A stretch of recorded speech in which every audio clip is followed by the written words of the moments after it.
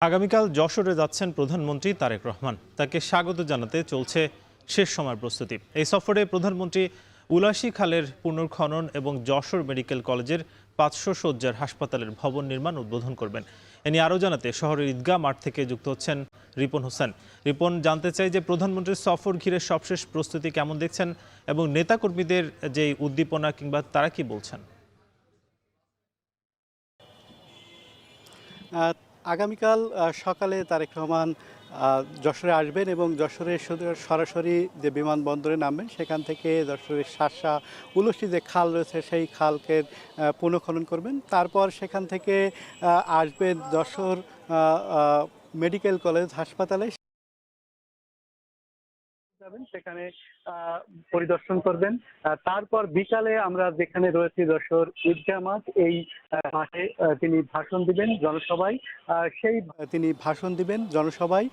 সেই ভাষণের যে জায়গাটি রয়েছে, সেই জায়গাটি আপনি দেখছেন যে শেষ মুহূর্তে প্রস্তুতি রয়েছে এবং যে বেষ্টনী রয়েছে সেই বেষ্টনী করছেন। মাঠ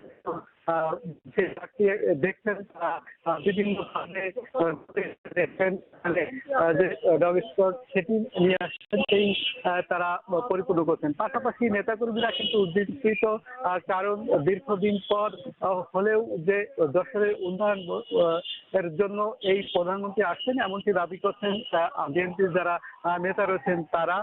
আমরা দেখেছি যে শহরে বিভিন্ন ফেস্টুন টানানো হয়েছে এবং কয়েকটা গেট করা হয়েছে এবং জাঁকজমকপূর্ণ ভাবে কিন্তু এই অনুষ্ঠানটি রয়েছে এবং এখানে আমরা দেখছি যে বিভিন্ন মাইক টানানো হয়েছে, প্রচার প্রচারণা বিভিন্ন ভাবে তারা কিন্তু চালিয়ে আসছেন একদম শেষ মুহূর্তে যে প্রচার প্রচারণা সেটি তারা চালিয়েছেন এবং এই মুহূর্তে যে আমরা দেখছি যে মাঠ প্রায় প্রস্তুতি সম্পূর্ণ রয়েছে। আর কিছু আগামীকাল এর জন্য অপেক্ষা করছেন যশোরবাসী প্রধানমন্ত্রীকে স্বাগত জানাবেন। তো সব মিলে এই ছিল এখান থেকে আমার কাছে সর্বশেষ। কাল যশোর যাচ্ছেন প্রধানমন্ত্রী, সে খবর জানাচ্ছিলেন রিপন হোসেন।